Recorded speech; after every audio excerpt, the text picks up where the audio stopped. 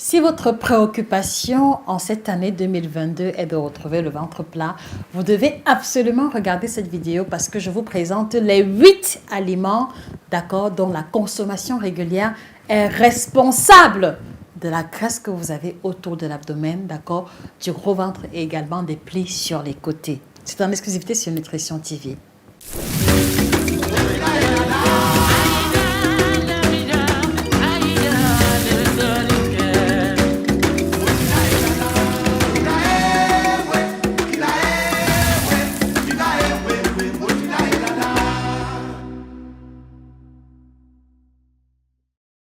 Bonjour à vous fidèles téléspectateurs, bienvenue sur Nutrition TV. Merci de vous abonner et activer la clochette de notification pour ne pas rater les nouvelles vidéos. Je suis Josica, la patronne de l'alimentation tropicale, chirurgienne en nutrition, spécialiste de l'alimentation africaine. Je suis la personne indiquée qui vous aide à résoudre vos problèmes de poids, d'alimentation, de libido et de ménopause en prenant en considération notre héritage culinaire africain et ainsi que nos pratiques alimentaires africaines. Alors qu'il me soit permis de préciser rapidement que nous avons à notre actif une collection de 7 ouvrages que je vous encourage à vous procurer sur Amazon, à la FNAC, si vous êtes vraiment préoccupé par votre alimentation et votre santé. Vous allez trouver des recettes, vous allez retrouver des recommandations et surtout des astuces faciles à partir des aliments de tous les jours. Alors ce matin, je m'intéresse encore à la préoccupation du ventre plat puisqu'il me semble que ça reste et demeure l'une de vos préoccupations principales. Mais surtout, je voudrais commencer par vous expliquer le mécanisme du grossissement du ventre. Comment est-ce qu'on se retrouve avec un ventre qui pousse, avec un ventre qui devient de plus en plus gros? Contrairement à l'idée globale, le gros ventre n'est pas que la manifestation de la constipation. Ce ne sont pas que les déchets alimentaires qui font grossir le ventre, mais c'est surtout et principalement l'accumulation, vraiment vous devez retenir ce mot ou alors ce verbe accumuler, c'est vraiment l'accumulation de l'excédent de gras qui conduit à un ventre proéminent. Et comme le gras commence à se déposer de manière sous-cutanée, à la fin, il finit par entourer les organes pour qu'on ait la graisse viscérale, tel que cela apparaît à l'écran. Et au fur et à mesure que la graisse viscérale et la graisse cutanée vont se développer, on va finir par avoir la peau du ventre qui pend ou alors les plis sur les côtés. Donc, il est important que vous compreniez d'entrée de jeu que les dos d'âne, les poignées d'amour sont la prolongation, d'accord, de l'excès de gras accumulé au niveau de l'abdomen. Et donc, pour pouvoir réussir à avoir le ventre plat, vous devez commencer par identifier qu'est-ce qu'il y a dans votre routine alimentaire que vous mangez qui favorise l'accumulation de la graisse en question. Donc voilà donc le point de départ ou alors le mécanisme qui nous conduit à la présentation des 8 aliments en question. Je voudrais par conséquent vous inviter les amis à faire un partage massif de cette vidéo aux amis, aux connaissances qui luttent contre le ventre plat pour qu'elles comprennent que juste de légers choix stratégiques peuvent les conduire à des résultats véritables. Et donc sans plus tarder, le premier ou la première classe alimentaire qui fait grossir le ventre, d'accord, ça vous le savez déjà, il s'agit des boissons gazeuses. Tout ce que vous connaissez comme label, d'accord, sans aucune exception, participe de l'augmentation du périmètre abdominal. Le problème, c'est qu'ils contiennent essentiellement de l'eau et le sucre comme second ingrédient, d'accord? Et en plus, on va avoir une teneur élevée en gaz carbonique. Or, vous savez que lorsque vous prenez par exemple un jus gazeux, vous rôtez, ce qui suppose que vous expulsez une partie du gaz, mais aussi il y a une partie du gaz qui va rester au niveau de vos intestins et ça participe justement de la distension abdominale. Et ce que je vais encore souligner, d'accord, qui peut être beaucoup plus choquant, c'est que lorsque vous prenez par exemple un verre de 250 ml de boisson gazeuse, il y a au moins 8 morceaux de sucre à l'intérieur. Et donc, si vous ne fournissez pas d'effort physique, si vous travaillez assise, d'accord, vous devez vous poser la question de mais où va donc les 8 morceaux de sucre que j'ai consommés, d'accord?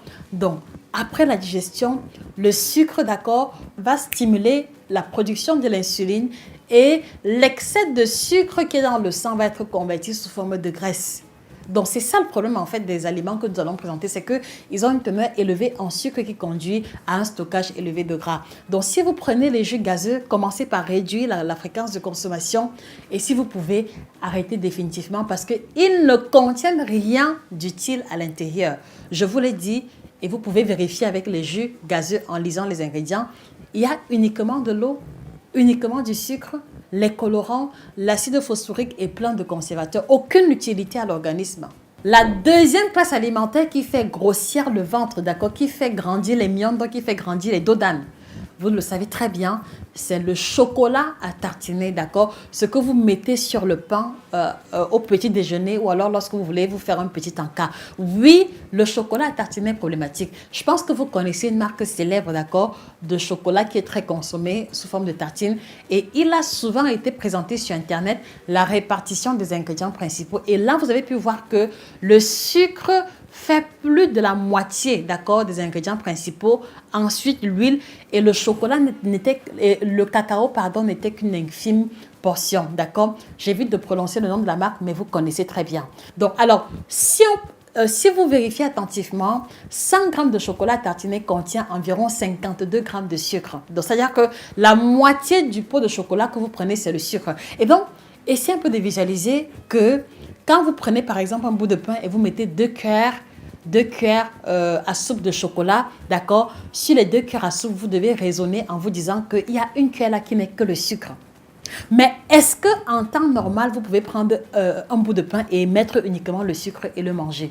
Je pense que la réponse sera non, mais pourtant c'est ce que vous faites à travers le chocolat tartiné. Donc si vous aimez le chocolat tartiné, si vous adorez le chocolat tartiné, vous devez trouver des alternatives et il y en a qui sont moins riches en sucre ou alors essentiellement utiliser le chocolat noir, 70% de cacao que vous laissez fondre et que vous mettez sur le pain.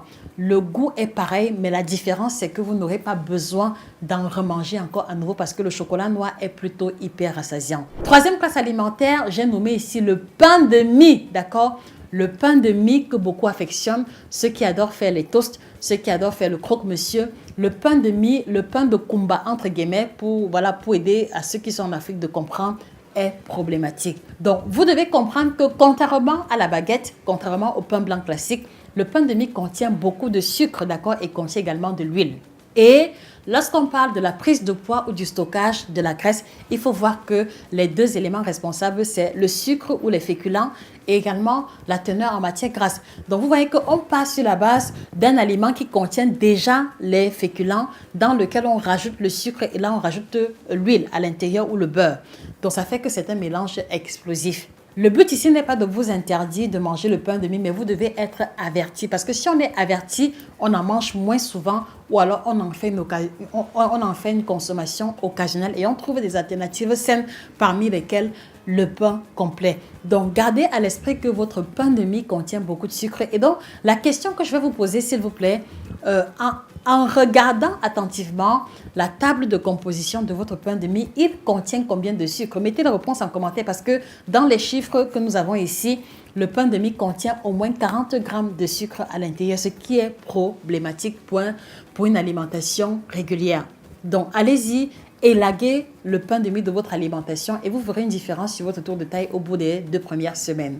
L'autre classe alimentaire, c'est le ketchup, d'accord? Il y a plein de personnes qui affectionnent manger au KFC, qui affectionnent manger les hamburgers ou qui même dans les repas faits maison vont rajouter un peu de ketchup à l'intérieur. Une fois de plus encore, je n'ai rien contre le ketchup, mais je m'en vais juste vous présenter le contenu. Est-ce que vous savez par exemple que dans un flacon de ketchup de 500 grammes, on retrouve 22 morceaux de sucre?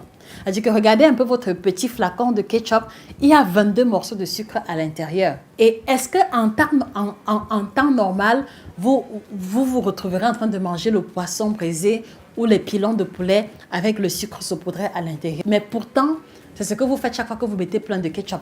Donc, vous aimez le ketchup, d'accord, mais gardez à l'esprit que la consommation du ketchup est peut-être l'une des raisons pour lesquelles vos routines ventre-plein ne fonctionnent pas ou que vos efforts sont vains après un certain moment. Donc, attention à la consommation du ketchup. La prochaine classe alimentaire, il va s'agir ici des biscuits fourrés. D'accord, écoutez-moi très bien. Biscuits fourrés, pourquoi le biscuit fourré ferait grossir le ventre beaucoup plus qu'un biscuit classique? Alors, à la base, vous allez vous rendre compte que Sur un biscuit sec, par exemple, comme les petits beurres, c'est essentiellement la farine, du sucre, de l'huile et puis de certains conservateurs. Non pas pour dire que c'est mieux, d'accord? Mais au niveau des biscuits fourrés, vous allez vous rendre compte que c'est 2 biscuits et au milieu, il y a une crème. Et en fait, la crème que l'on retrouve au milieu du biscuit fourré est généralement bourrée de sucre. Beaucoup plus de sucre qu'autre chose. Et donc, vous voyez que les biscuits à la base contiennent déjà la farine, qui est une forme de sucre. Ils contiennent le sucre qui a été rajouté, mais on va encore avoir une crème sucrée au milieu. Donc, si vous aimez les biscuits fourrés, Oreo, etc., attention et gardez bien à l'esprit que ceci augmente malheureusement la teneur de sucre que vous consommez habituellement. Donc, vous aimez les biscuits, allez-y davantage en direction des biscuits secs, d'accord? Et si vous tenez absolument à mettre un fourrage, mettez-y votre fourrage fait maison à base de chocolat, 70% de cacao qui aura été fondu pour mettre à l'intérieur. Ou alors prenez simplement des biscuits secs. Mais les biscuits fourrés contiennent beaucoup trop de sucre à l'intérieur. Donc attention à la fréquence de consommation. La 6e classe alimentaire problématique ici, il va s'agir du lait concentré sucré. Du lait concentré sucré, des aliments lactés, d'accord, qui sont aussi une déclinaison du lait concentré sucré, mais qui coûte beaucoup plus moins cher. Vous connaissez les labels mieux que nous. Donc, le lait concentré sucré va contenir beaucoup de sucre à l'intérieur. Vous voyez que en dehors, en tout cas pour le vrai lait concentré, parce qu'il y en a des faux, donc pour le vrai lait concentré, après le lait entier, d'accord, il y a le sucre comme second ingrédient. Or, le lait entier contient déjà 28% de matière grasse. Et maintenant, on rajoute encore le sucre. Donc, vous voyez que ces deux combinaisons-là sont problématiques et vont favoriser le stockage du gras au niveau du ventre, d'accord? Beaucoup plus qu'un lait écrémé sans sucre ou alors qu'un lait demi-écrémé sans sucre. Voilà où se trouve le problème du lait concentré sucré. La question que je voudrais vous poser, vous consommez le lait concentré sucré combien de fois en une semaine, d'accord? Vous consommez les aliments que j'ai listés combien de fois en une semaine? Je suis certaine que sur 10 personnes qui ont des problèmes au niveau du ventre, vous consommez au moins 2 ou 3 des aliments listés ici chaque semaine.